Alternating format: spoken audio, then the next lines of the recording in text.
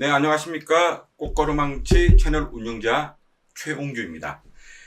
이번에 저희 방송 라이브 16번째 시간 시작하도록 하겠습니다.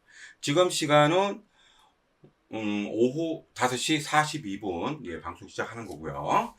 라이브로 시작하겠습니다. 어떻게 한 주 여러분들 잘 지내셨습니까? 이번 주 이슈는 뭐 특별한 게 제가 봤을 때는 없을 것 같고요. 그래서 이번 주 이슈는 한 가지로 진행을 하고요. 그리고 이번 주 주제는 나는 누구인가 라는 주제로 여러분과 이야기 나누도록 하겠습니다. 그리고 이제 이야기 나눈 김에 요즘은 아시겠지만 MBTI라고 아시죠? MBTI의 이야기를 조금 할 건데요. 저도 이번에 그 MBTI 같은 게 사실 그런 걸 제가 원래 잘 안 믿기는 하는데, 저희 가족이, 저희 집사람이죠. 집사람이 한번 검사 한번 받아보자. 10분이면 된다. 뭐 60가지 질문, 그렇게 이야기를 하길래, 그럼 한번 해볼까라고 했는데, 의외로 MBTI가 잘 맞더라고요. 그 MBTI에 대해서 이야기도 한번 하고요. 그래서 이제 한 번 하니까 그렇구나 해서 제가 그리고 한 2번을 더 해봤더니 결과는 다 같게 나오더라고요. 이놈의 성향은 바꾸지를 못하는 것 같습니다. 그렇게 이제 오늘 주제는 나는 누구인가, 그리고 제 MBTI 소개도 하면서 여러분과 이야기를 나눠볼까 합니다. 나는 누구일까요? 저는 누구일까요? 그리고 여러분들은 누구입니까?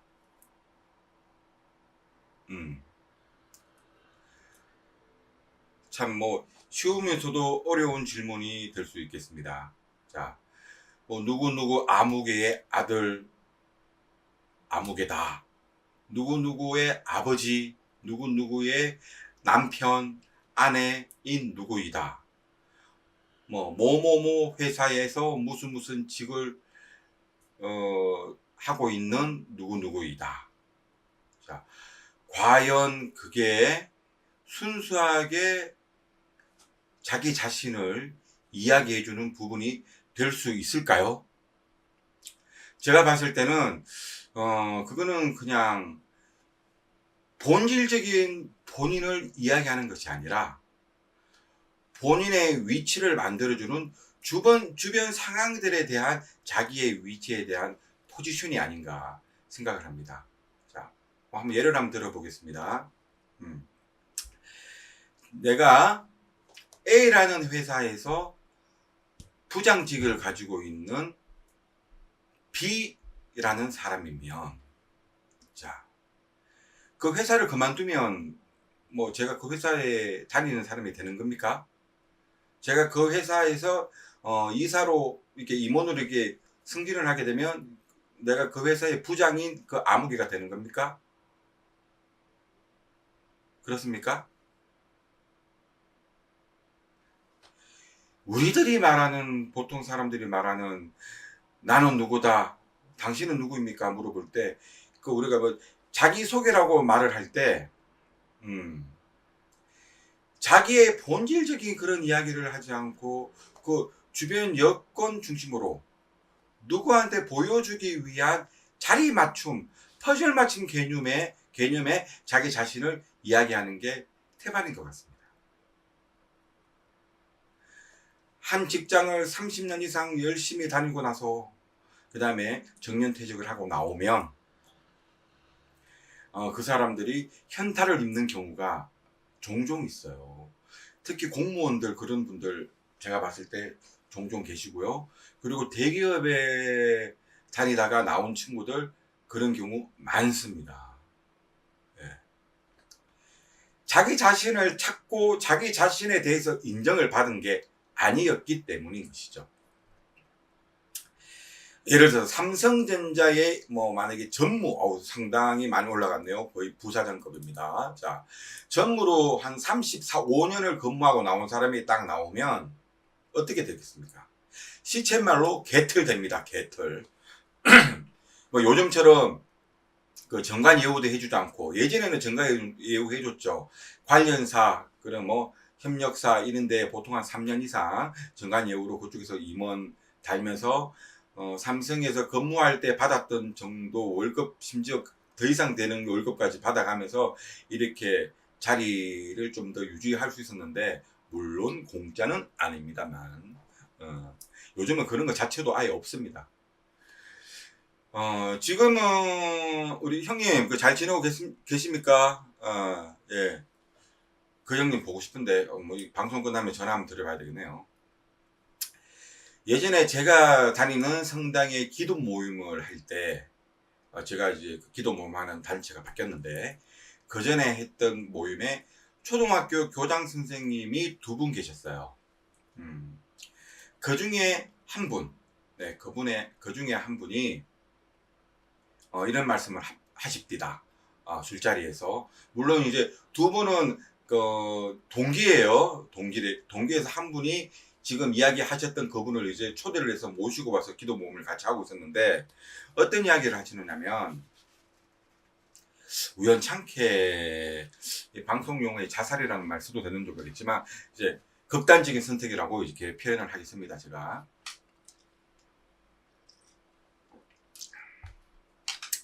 동기들 중에서 제가 기억하기로 그래요. 동기들 중에서 교장까지 올라간 친구가 12명인가 3명이었는데, 교장을 그만두고 나와가지고 3년 안에 극단적인 선택을 한 친구가 3명이라는 겁니다. 네. 그리고 그 중에 2명은 운명을 달리 하셨대요. 그러면서 눈물을 흘리시더라고요. 연세가 70이 넘으신 우리 형님이. 그래서 참 뭐 그럴 법도 하겠더라고요. 좀 더 자세히 들어보니까 초등학교라고 하는 그 사회에서 교장 선생님이라고 하는 위치는 왕과 같은 그런 위치 아니겠습니까?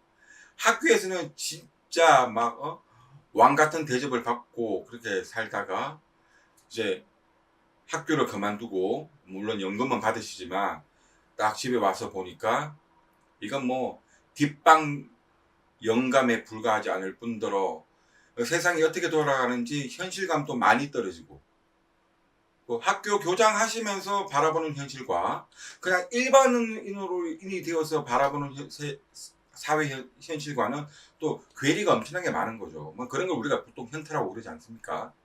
그래서 두 분이 돌아가셨다고 합니다. 3분이 극단적인 선택을 하셨고 2분이 돌아가셨다고 하면서 우시는데,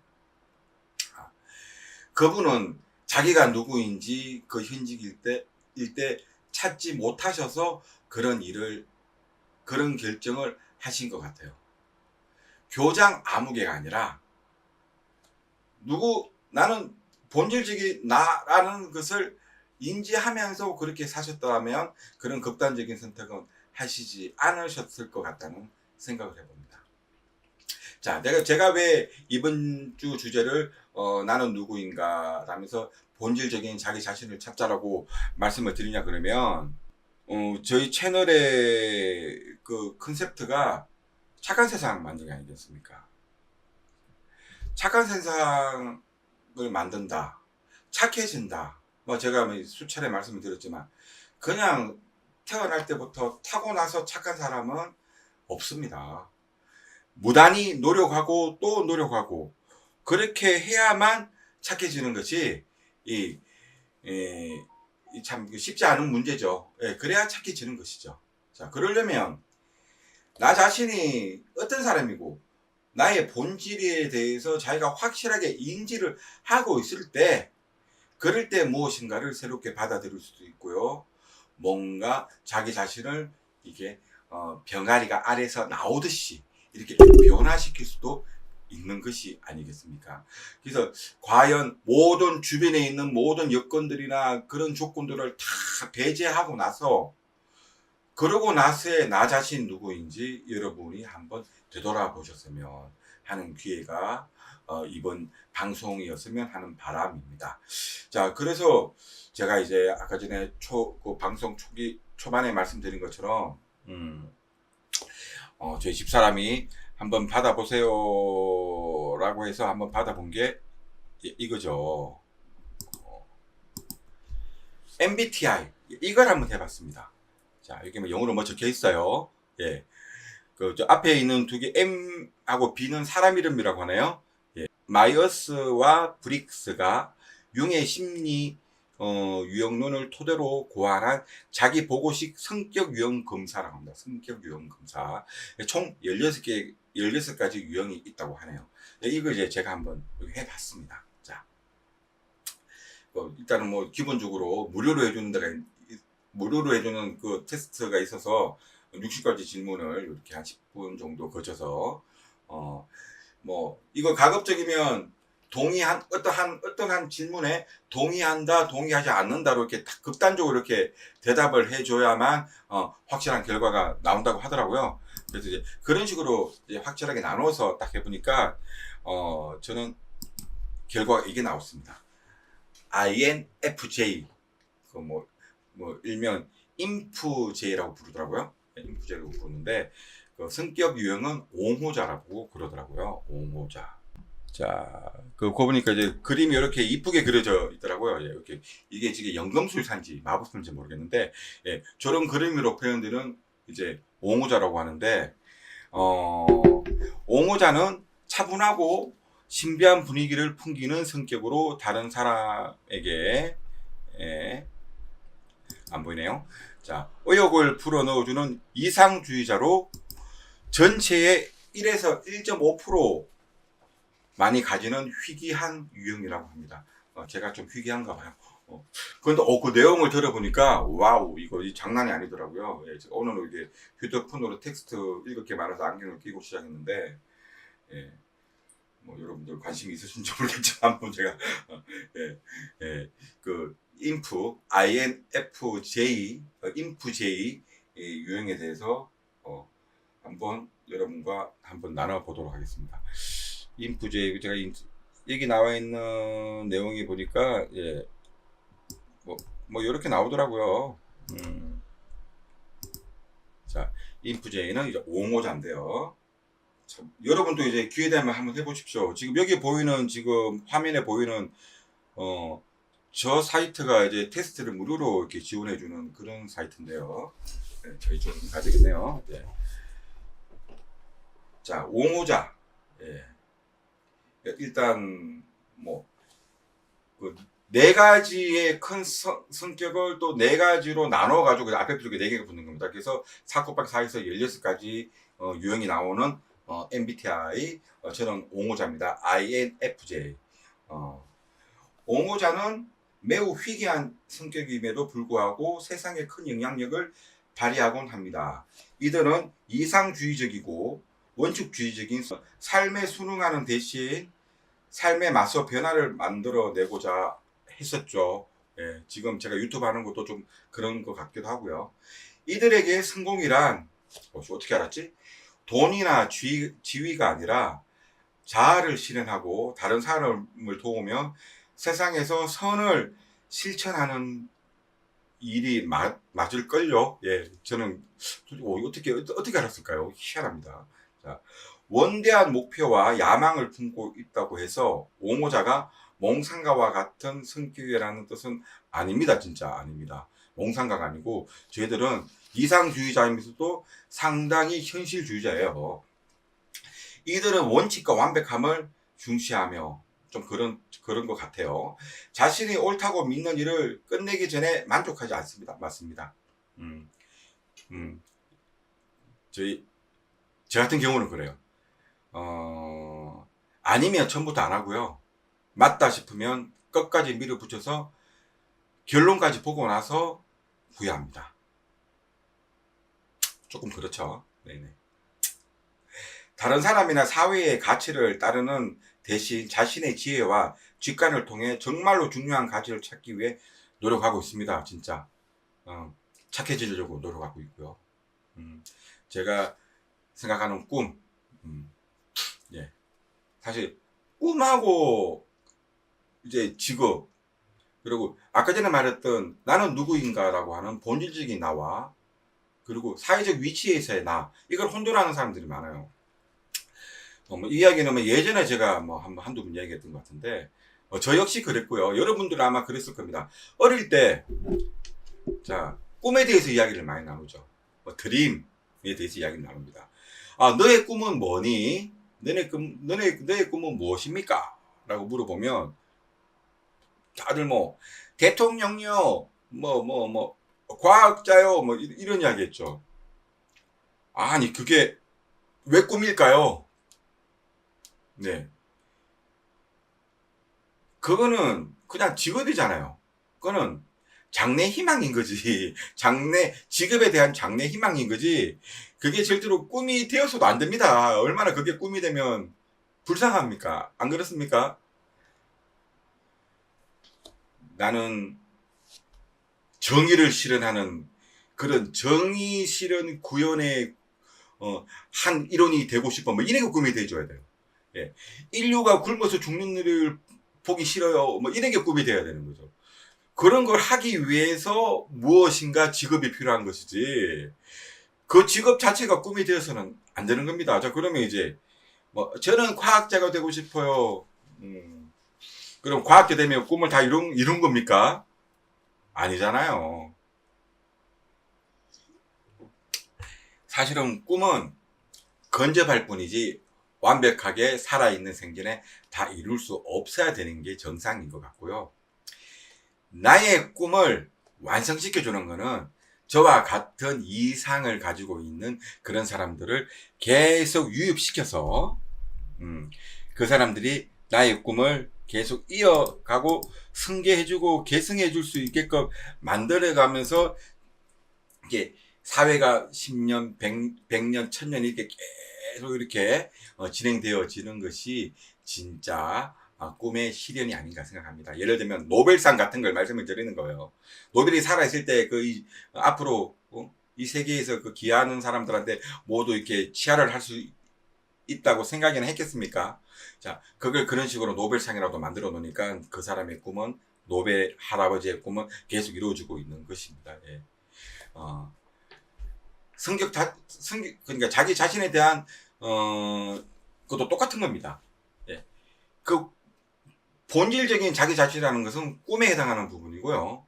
그 지위에 연관지어서 상대적인 그런 자기 위치는 그냥 장래 희망의 직업 정도밖에 안 되는 것이니까 그 본질적인 것에 대해서 한번 성향을 찾아보고 이게 장점과 단점 그리고 이제 강점과 약점을 이렇게 확인을 해서 자기 자신을 좀 더 통제하고 더 발전시킬 수 있는 계기가 되었으면 하는 바람입니다. 그래서 MBTI 저는 이거 인프가 나왔는데 정말 깜짝 놀랐어요. 깜짝.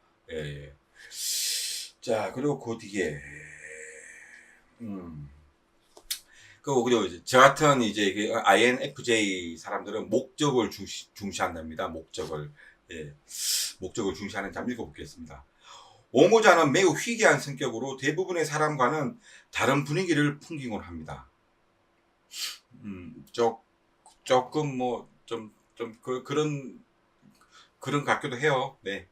이들은 내면에 깊이 집중하며 인생의 목표를 차리려는 강한 욕구를 지니고 있기에 주변 사람들과 어울리지 못할 때가 있습니다. 저 같은 경우에는 사실 불편할 때 있긴 해요. 답답해서. 그러니까 왜 이렇게 세상을 진지하게 바라보지 않고 가볍게 보냐? 인생이 장난이냐? 인생을 즐기는 거는 맞지만 인생은 장난은 아니다. 이 말이 맞는 것 같긴 한데 대신 이제 그 단계를 넘었죠. 무단히 노력해서 이러지 않으려고 하는데 잘 모를 겁니다. 다른 사람들이 내가 그러는지. 그리고 다른 사람들이 다 제가 되게 외향적인 줄 아는데 사실은 저는 이렇게 말하죠. 네. 내유외강이라고 말하는데 저는 그렇게 표현을 하면서 사실은 솔직히 말하면 좀 내향적인 게 맞는 것 같아요. 자, 그렇다고 다른 사람들과 깊은 관계를 맺을 수 없다는 의미는 아닙니다. 다만 가끔씩 세상이 자신을 이해하지 못하거나 세상과 자신의 의견이 다르다고 느낄 때가 있기는 하죠.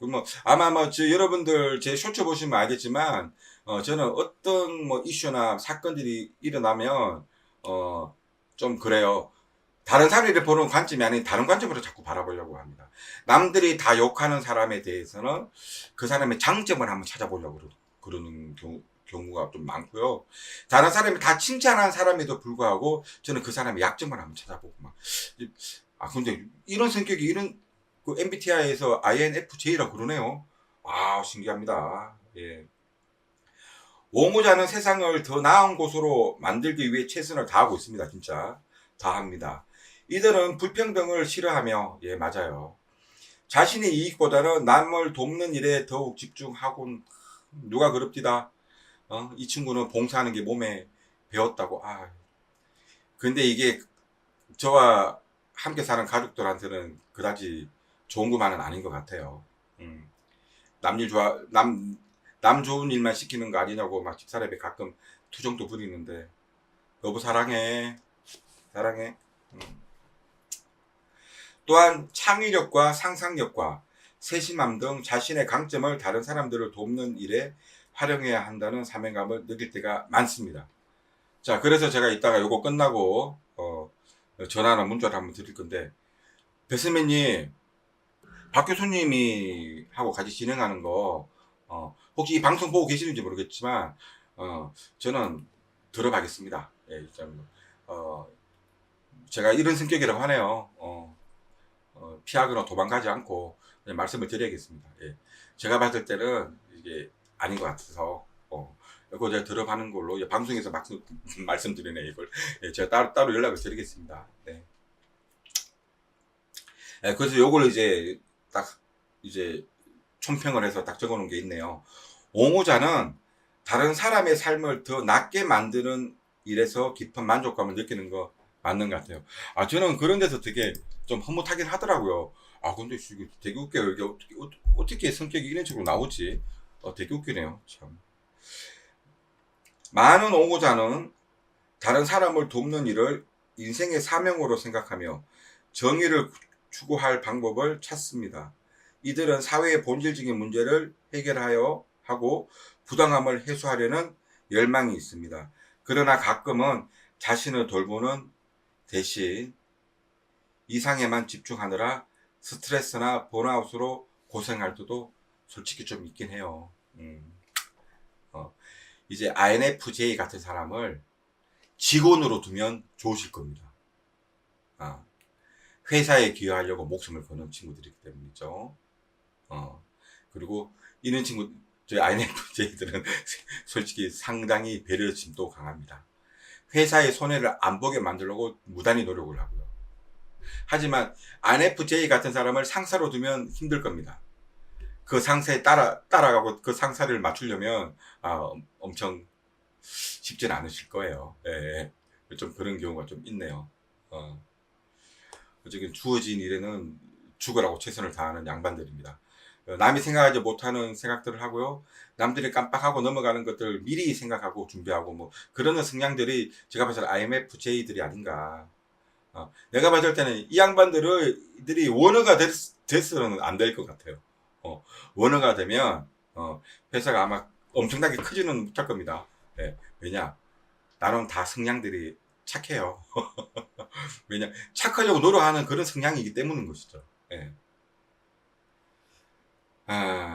다른 사람과의 소통 추구. 옹호자는 내향적인 성향을 지니고 있으며, 내향적. 네, 뭐, 밖으로 보이는 게 다가 아니니까요. 밖으로 아무리 외향적으로 보여도 실제로 혼자 있을 때 본인을 한번 생각해 보십시오. 예, 막 모임 좋아하고 막 그런 쪽에서 다 외향적인 건 아닙니다. 거기에 익숙해졌기 때문에 외향적으로 보이는 경우도 있을 수가 있어요. 예. 다른 사람과 깊이 있고 진실된 관계를 맺고자 하죠, 저는. 저는 양보다는 질을 좋아합니다. 그래서 매년 연말이면 하는 일이 있어요. 지금도 아까 전에 보니까 휴대폰에 전화번호가 한 1200명 정도 있던데 저는 매년 전화번호를 삭제합니다.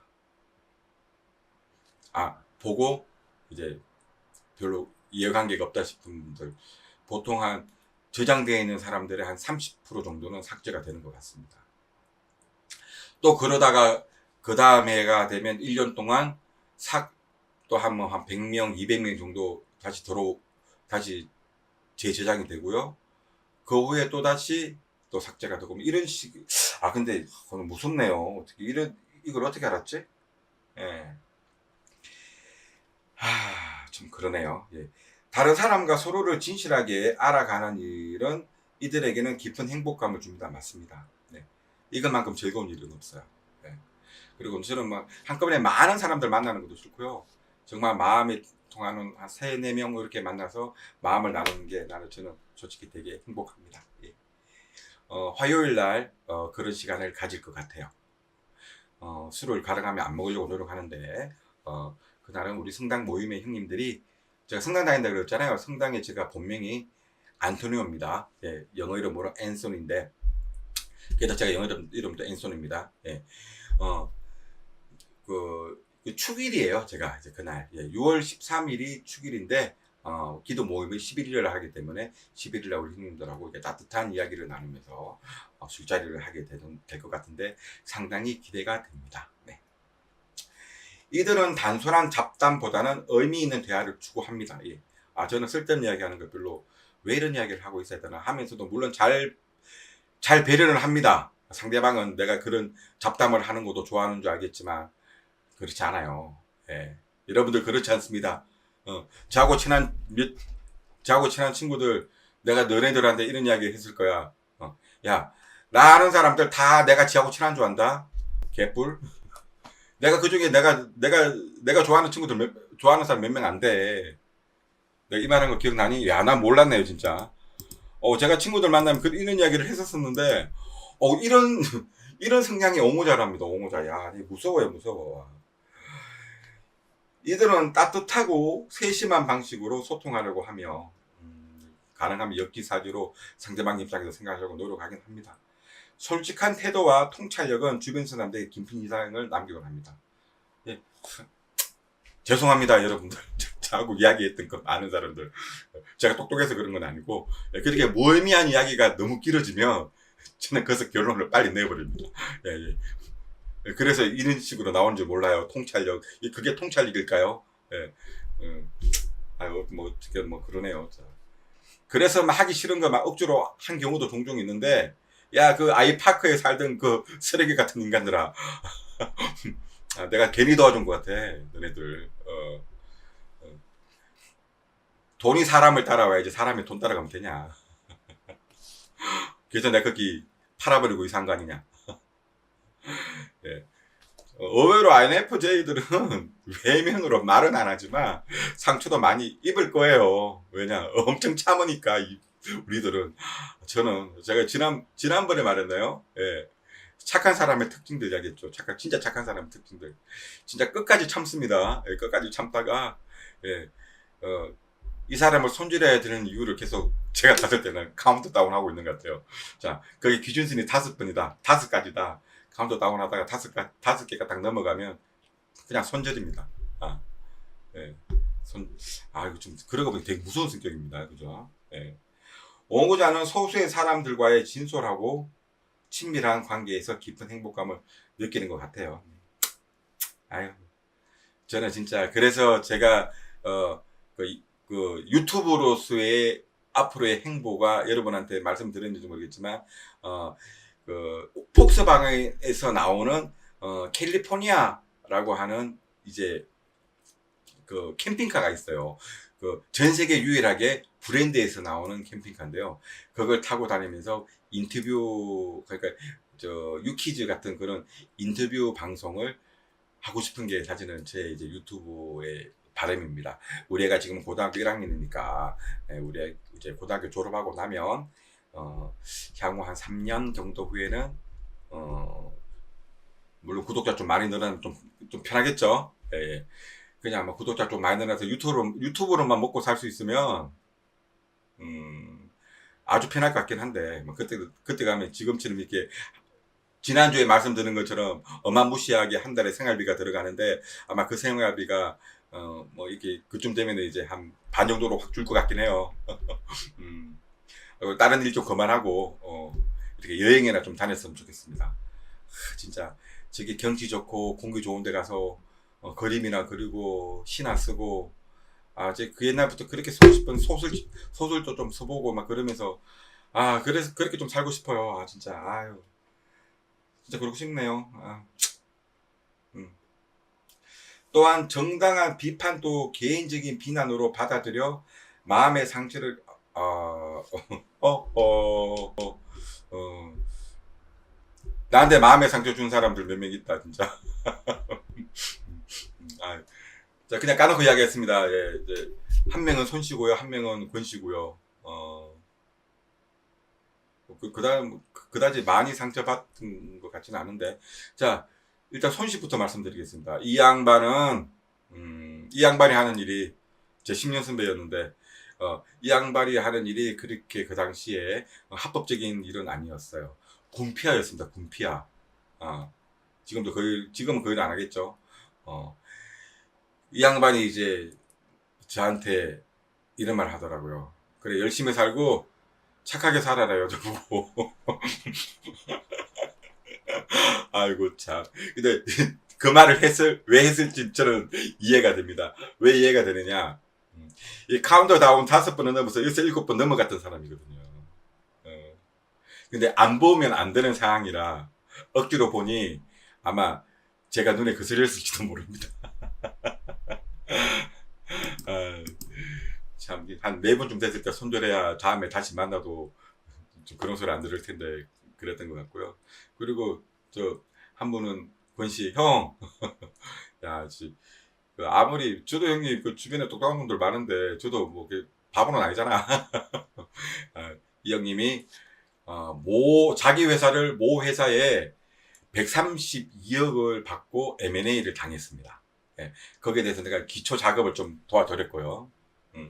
이제 그 회사를 인수하는 회사의 그 임원들을 만나고 와갖고는 저보고 그러더라고. 야, 너, 야, 니보다 똑똑한 애들도 많더라. 내가 뭐라고 그랬다요. 근데 괜히 그 이야기 딱 들으니까, 되게 좀, 아직도 기억이 나네. 되게 좀 섭섭하더라고요.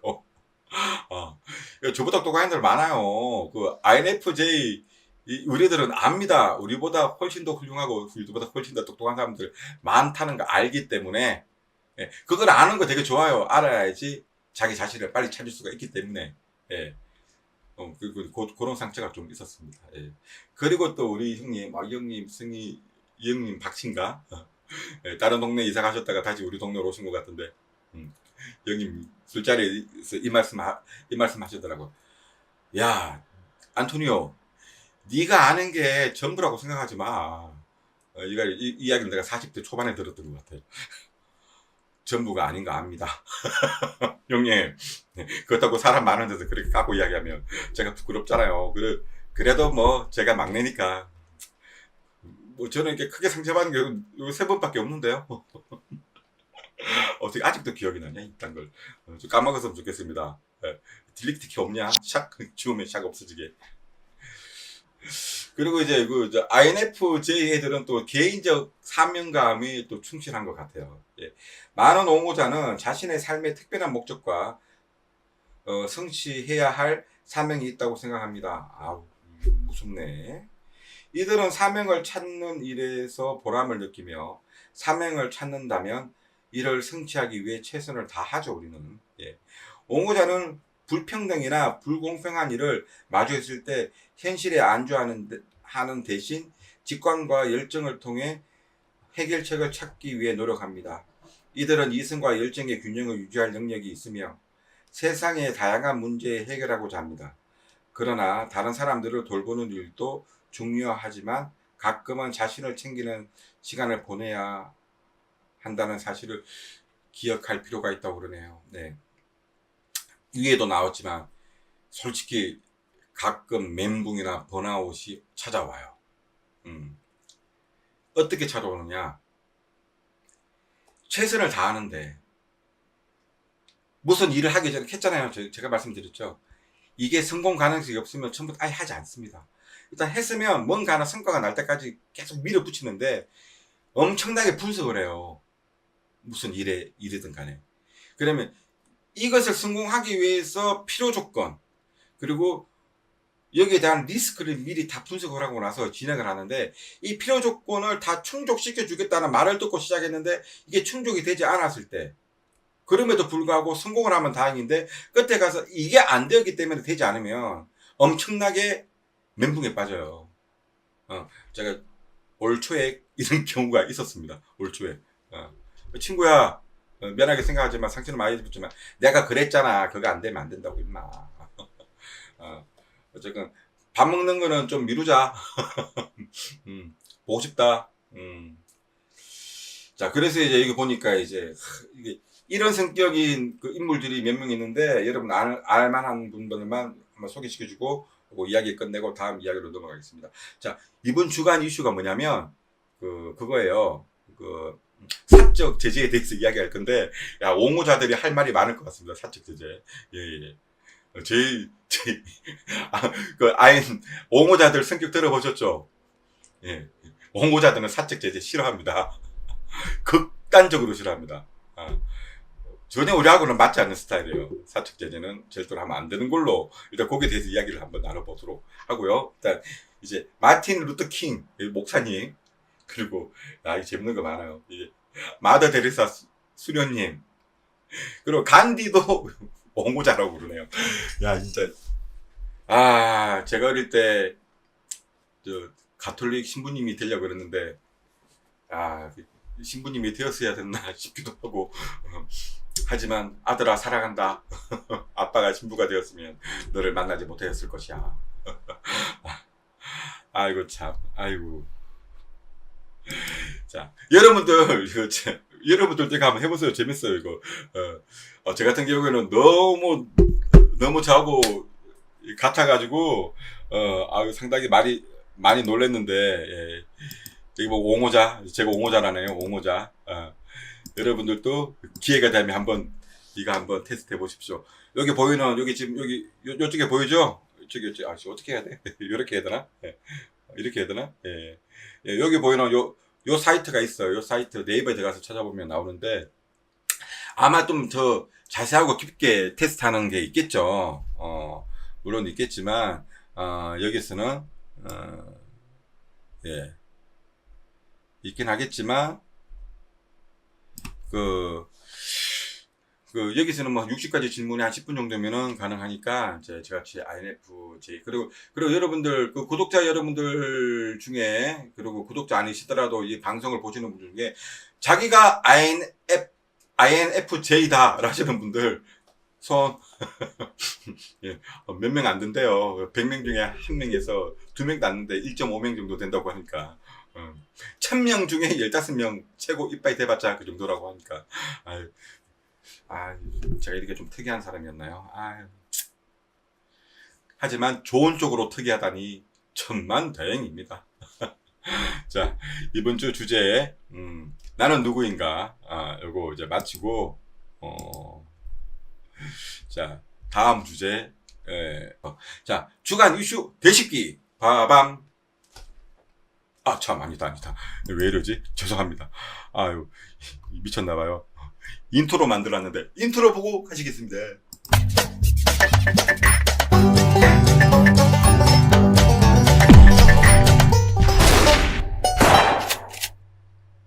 자, 반갑습니다. 이거 되게 좀 설렁하네. 혼자서 하자. 별짓을 다 하고 있다, 그죠? 이렇게 INFJ는 혼자 노는 거 되게 좋아합니다. 어떻게 보면 개인 방송이 딱 맞는 것 같아요, 저하고. 자, 주간 이슈 대찾기. 그리고 INFJ 안에 이렇게 적어 놓은 데도 있더라고요. 이런 유행의 사람들은 그 속에 여러 명의 자아를 가지고 있다. 와, 저는 그 말도, 그거 듣고 집사람이 깜짝 놀라더라고요. 제가 그러거든. 여보, 오늘 데이트는 몇 번 남편이랑 가고 싶어? 이렇게 말하니까. 1번 남편, 낭만적인 남편. 2번 남편, 와일드한 남편.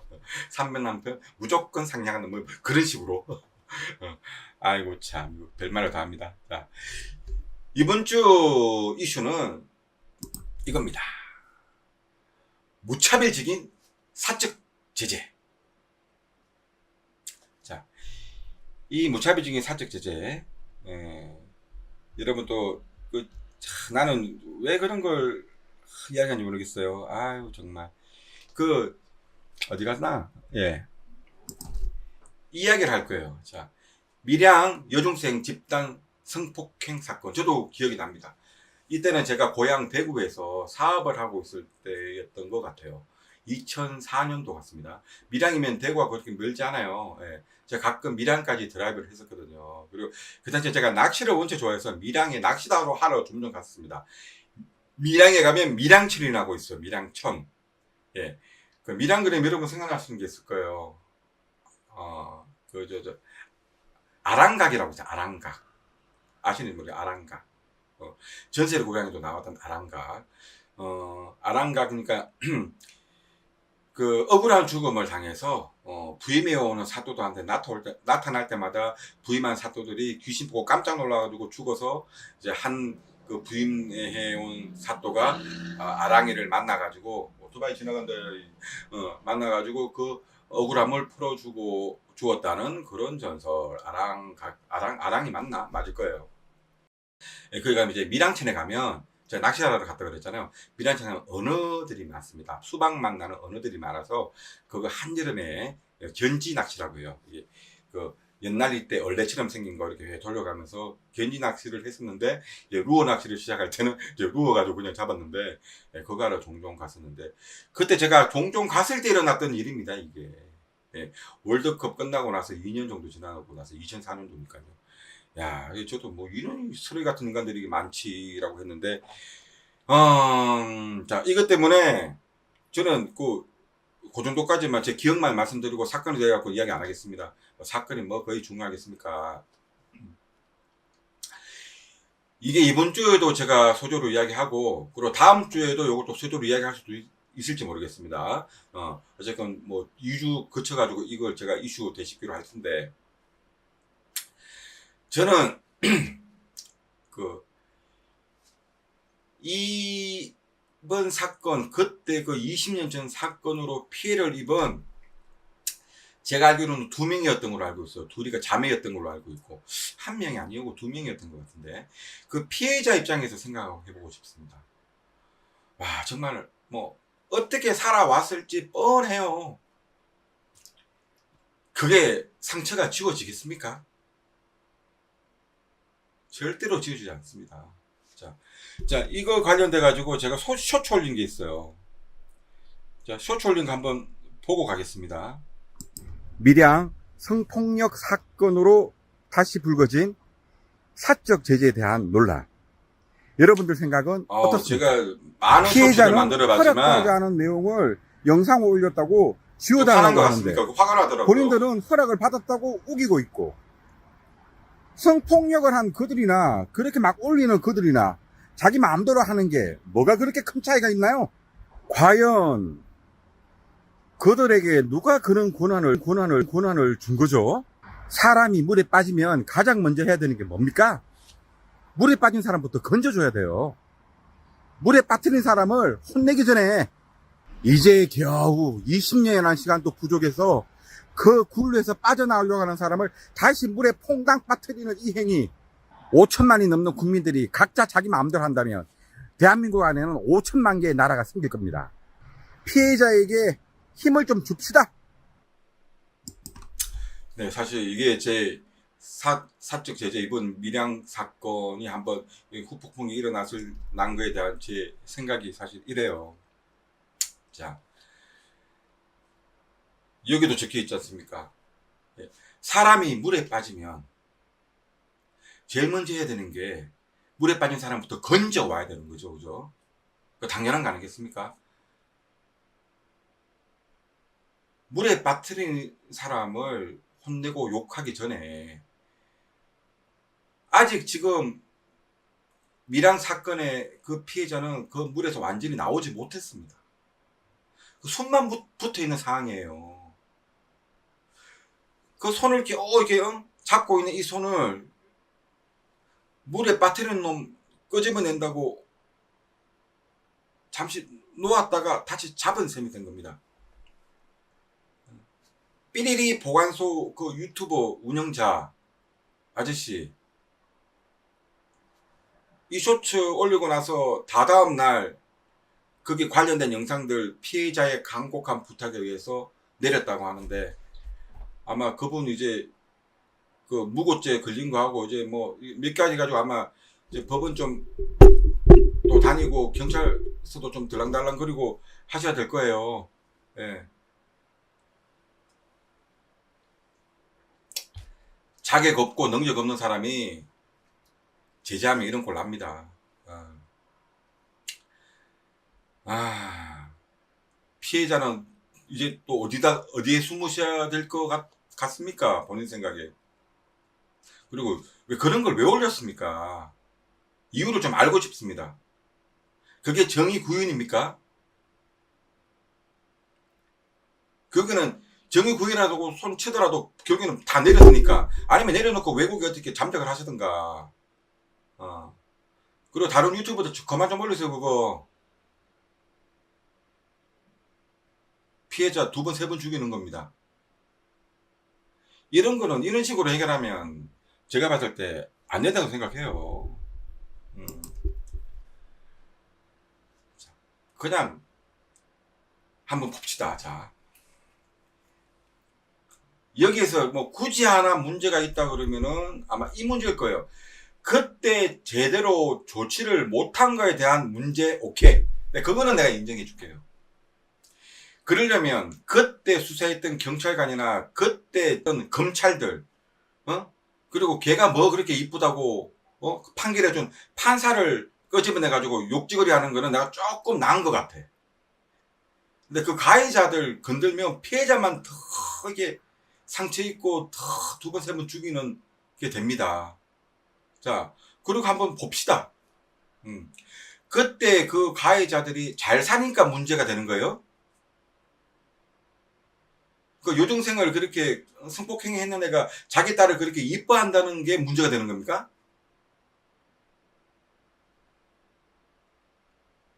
걔가 뭐 골프 치고 다니는 게 문제가 되는 거예요? 반대로 한번 생각해 보자고요. 겠죠? INFJ라고. 네.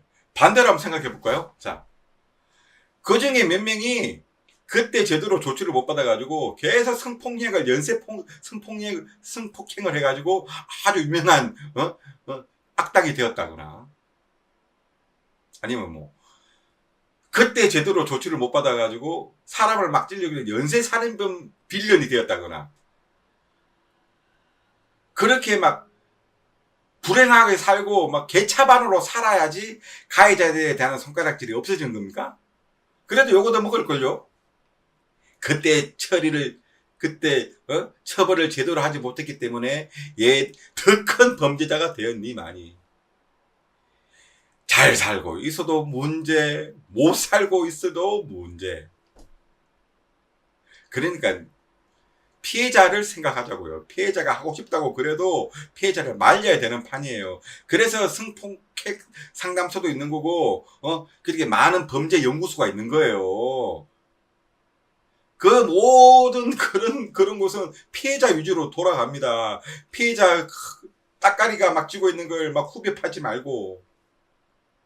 어떻게 해야 됩니까, 그럼? 저는 더 놀란 게, 야, 10만 명도 안 되던 레커 유튜버, 한 일주일 만에 막 구독자가 40만 명 이상 그냥 막 하루에 막 구독자가 5만 명, 10만 명씩 막 늘어나는 거 보고, 왜 이렇게 관심이 많지, 이런 거에. 제가 알고 있는 몇 명은 또 그래요, 저보고. 너도 그 레커처럼 해보라고. 싫어요, 저는. 그렇게 안 할 겁니다. 제가 유튜브 하면서 사실 솔직히 좀 놀란 적도 많아요. 어느 날 갑자기 하루 만에 6,500명이 구독을 해주는 날도 있었고요. 지금은 그래도 하루에 좀 20명, 30명씩. 저는 이게 오히려 더 낫습니다. 꾸준히 이렇게 계속, 제가 죽는 날까지 계속 유튜브 할 거니까. 100만 명이 목표는 하겠지만, 이렇게 레커질 해가지고 한꺼번에 10만 명씩 들어오는 거 원하지 않습니다, 저는. 예. 그래서 다음 주에는 좀 더 전문적으로 이렇게 이번 이슈를 한번 다뤄볼 거예요. 그래서 제가 여러분들이 알고 계시는 범죄 전문가들 중에 6분 등장하시겠습니다. 이 6분, 자, 보시면, 우리, 네, 박복준 교수님, 그리고 이수정 교수님, 그리고 권일용 교수님, 그리고 박지선 교수님, 그리고 표창훈 교수님, 그리고 마지막에 배상훈 교수님. 예, 이렇게 6분에게 협조문을 좀 보내가지고 그분들 의견을 좀 들으려고 해요. 자, 이 중에서 보니까 이제 피창훈 교수님은 저희 동네 사시는 것 같고요. 그리고 이제 박지선 교수님 빼고는 다 저보다 나이가 많으신 것 같아서 좀 더 편하게 접근할 수 있을 것 같고, 그리고 우리 이수진 교수님은 또 저희 집하고 가깝게 사실 것 같아요. 여기 수원에 사시는 것 같습니다. 권순거리 사시는 것 같고, 저는 그 수지에 삽니다. 수지, 예, 수지에 삽니다. 그리고 우리 피 교수님은 여기 기흥구에 사시는 것 같고, 언젠가는 다 한 번씩 만나 뵙고 얼굴 보고 싶은 분들이긴 해요. 자, 제가 이분한테 이제 협조문을 이제 보낼 거예요. 5분한테는 제가 메일로 보내드릴 거고, 그리고 메일 주소로 파악이 안 돼 우리 표창훈 교수님 같은 경우에는 공개 오픈 채팅방으로 해가지고 채팅으로 그 협조문 내용을 보내드릴 겁니다. 모르겠어요. 일주일 만에 몇 분이나 답이 오실지, 몽땅 다 답이 오실지, 아니면 아예 안 오실지. 예. 아예 안 오면 아마 다음 주에 좀 힘들지 않을까. 예, 이분들 의견 듣지는 못했으니까. 만약에 몽땅 다 오시면 또 편집한다고 시간 많이 걸릴 거고, 만약에 몽땅 다 오시면 그날은 아예 제가 주제를 이걸로 잡고 그냥 풀로 그냥 때리려고 해요. 그리고 그 중에 몇 분만 오시면 또 뭐 몇 분 오시는 대로 제가 정리를 하려고 하고요. 먼저 제가 협조문부터 한번 여러분하고 공유를 하고 그렇게 해보겠습니다. 요게 제가 이제 그분들에게 보내드릴 협조문인데요. 자, 안녕하십니까 교수님, 처음 인사드립니다. 저는 아태경제저널 최웅규 전문위원이라고 합니다. 아울러 착한 세상 만들기라는 컨셉트로 꽉꽉로망치라는 채널을 운영하고 있는 유튜버 크리에이터이기도 합니다. 다름이 아니오라 이번에 한 유튜브로 인해서 불거진 밀양 성폭력 사건의 후폭풍이 온 사회를 어지럽게 하고 있는 것 같습니다. 피해자의 동의도 없이 올려진 영상으로 인해서 20년 동안이나 상처의 치유로 고생하고 있는 피해자에게 또 한 번의 큰 상처를 남기게 된 것 같습니다. 그러면서 다시금 이슈가 된 사적 제재, 그 사적 제재에 관한 전문가의 의견을 들어보고자 이렇게 연락을 드리게 되었습니다. 아래와 같이 몇 가지 질문을 드리고자 합니다. 전문가의 안목으로 의견을 주시면 감사하겠습니다. 1번, 사적 제재에 대해서 어떻게 생각하십니까? 2번, 과연 법치국가인 대한민국에서 이러한 일부 개인의 은행들이 정의 구현에 이바지하는 바는 있겠습니까? 있다면 어떤 긍정적인 측면이 있을까요? 3번째, 왜 이렇게 사적 제재가 적지 않은 사람들에게 호응을 받고 있다고 생각하십니까? 마지막 4번째, 향후 개선 방안이나 나아가야 하는 바람직한 방향은 어떻다고 생각하십니까? 이렇게 4가지죠. 보내주시는 의견의 용도는 기사를 쓰기 위한 취재 목적은 아닙니다. 제가 운영하고 있는 채널을 통한 방송 주제로 이번 주와 다음 주에 주간 이슈로 다룰 예정이라 제 생각도 중요하겠으나 전문가의 의견 역시 인용하는 것이 옳을 것 같아 감히 부탁드립니다. 제 의견은 아래 링크를 통해서 짧게 소개하겠습니다. 저는 사적 제재에 대해서는 상당히 부정적이라 특히 이번에는 피해자 입장에서 생각해보니 화까지 나더군요.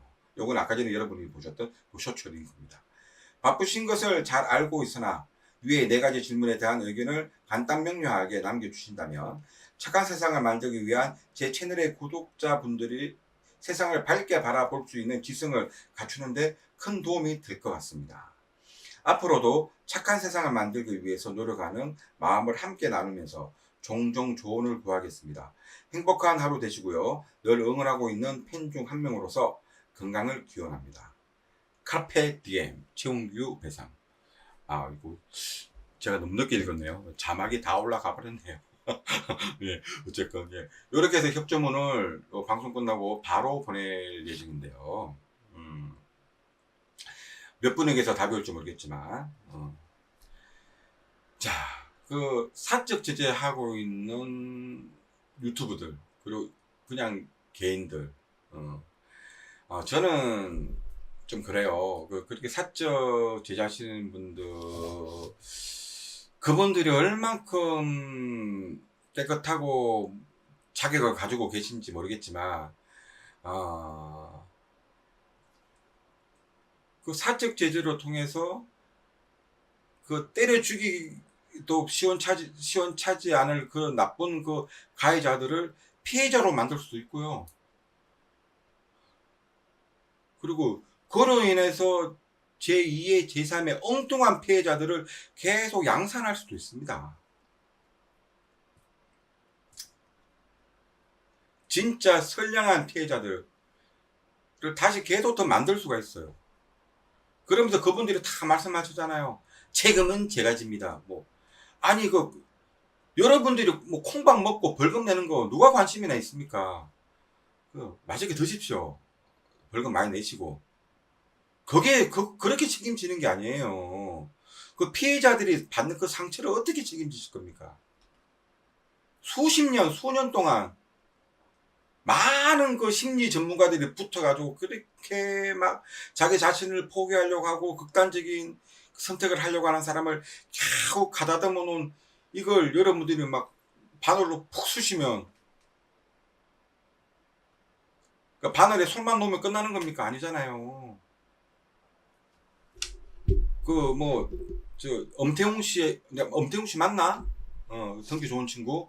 인계동 제가 그저께도 인계동 한번 갔었는데, 그 젊은 친구랑, 그리고 뭐 그분하고 같이 나오는 그 탐정하신다는 잘 모르겠지만, 그 두 분한테 제가 한번 제안을 한번 해보겠습니다. 자, 그렇게 사적 제재 이런 거 하시지 마시고, 자, 사적 제재를 그렇게 개인적으로 이렇게 소소하게 하시지 말고, 뭐 우리나라의 탐정이라는 게 대단합니까? 직업도 아니잖아요. 그냥 그 사단법인 정부에서 인정해주지 않는 그런 데서 그냥 그 이름만 받아가지고 그냥 탐정 뭐 전직 경찰관도 아니신 것 같은데, 법조인도 아니신 것 같고, 제가 아까 전에 말씀드렸던 우리 등장인물 그 6분,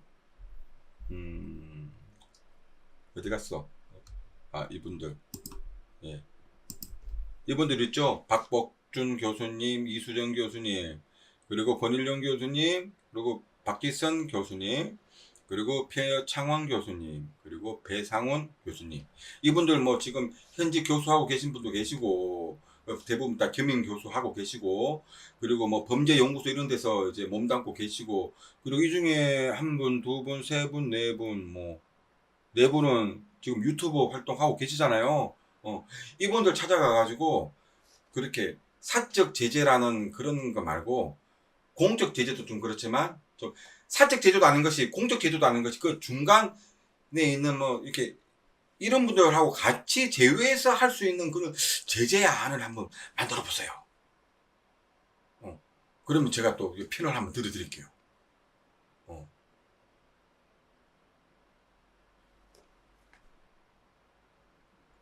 예전에 경찰청 사람들 따단 이거 알죠? 모르는 사람이 많나? 나이 저보다 나이 비슷하거나 많은 사람들 알 거예요, 그죠? 경찰청 사람들 처음 나왔을 때 저는 이런 생각했어. 왜 저런 걸 보여주지? 모방 범죄가 나오면 어떡하려고? 막 실제로 모방 범죄 많이 생겼고요. 그런데 그런 방송의 목적은 그거잖아요. 우리 박기승 교수가 했던 말 했잖아요. 다 너네들보다 똑똑해. 너네들 다 잡혀, 결국엔. 그 두 가지. 박 교수님 맞죠? 그걸 보여주려고 그런 방송 하는 거 아닙니까? 그런 범죄 방송 같은 경우는 다 그게 주 목적인 것 같아요. 사적 제재가 아닙니다. 너네들, 그러니까 두 가지 같아요. 자, 이런 식의 범죄가 있으니까 당하지 마세요. 그리고 어떤 사고를 치더라도 너네들 다 잡혀! 이 두 가지를 메시지로 남겨주기 위해 가지고 그런 프로그램들이 만들어지는 것이지. 예? 거기에 사적 제재가 뭐가 있어요? 사적 제재 영화에나 나옵니다. 영화에나 나와요. 그 사적 제재 처음 영화가 아마 이름도 모르겠네. 하도 옛날 영화라. 인간시장 맞나? 인간시장? 인간시장에 나오는 누구야? 파크랜드 승진했던 그 형님. 그리고 그 앞에 또 다른 형님, 다른 또 승님도 계셨고, 그 배우들이 그 역할을 했는데, 그거 사적 제재 아니었나? 제 기억으로는 사적 제재 같았는데, 이제 그분들 모아가지고, 그 법조인도 아까 말씀드렸던 열심히 인지도 있는 그런 분들 모아가지고, 사적 제재도 아니고, 공적 제재도 아니고, 그 중간에 있는 그 이름을 제가 편집해갖고는 이름 하나 건사하게 한번 지어서 한번 붙일게요. 여기. 짜자자자자. 예. 근데, 요런 걸 하나 만드시는 게 어떻겠나 싶습니다. 그래서 무슨, 그런 연합회 같은 거 하나 만들어 보세요.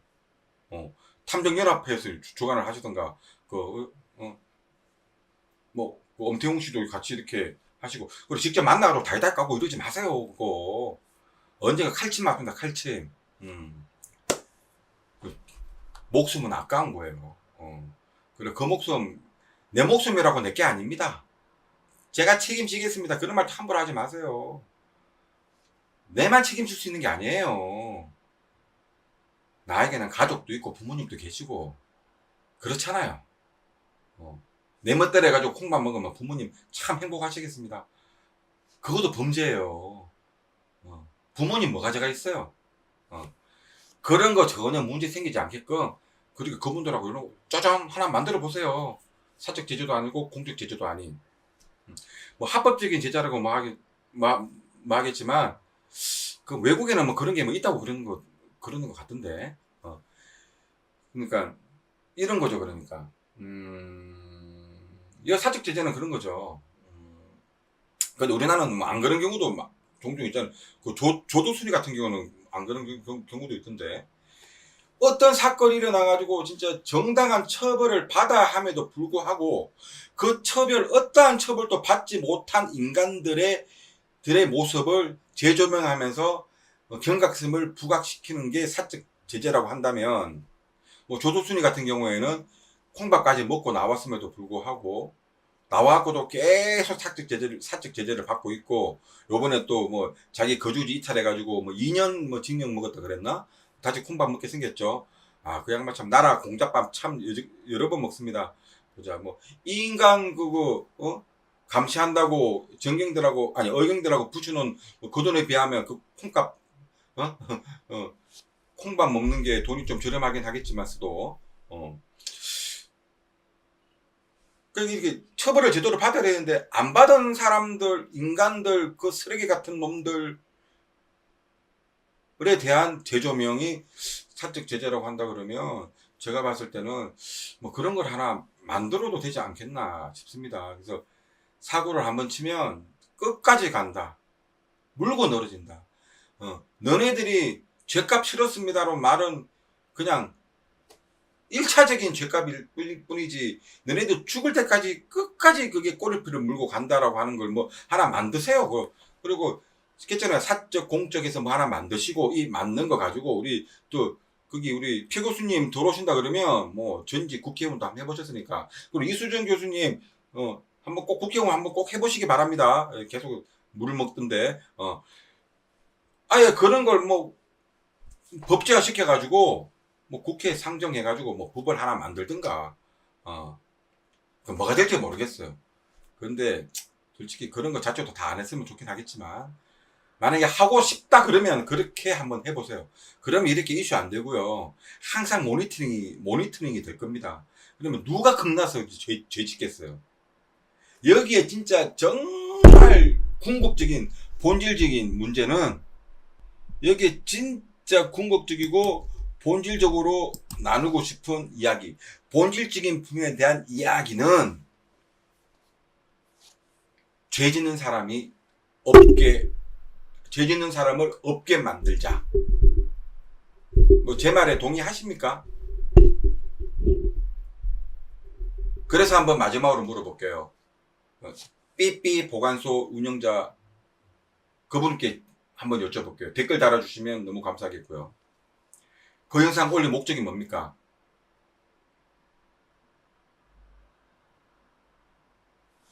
그거 올리면 범죄를 일으키는 사람들이 없어집니까?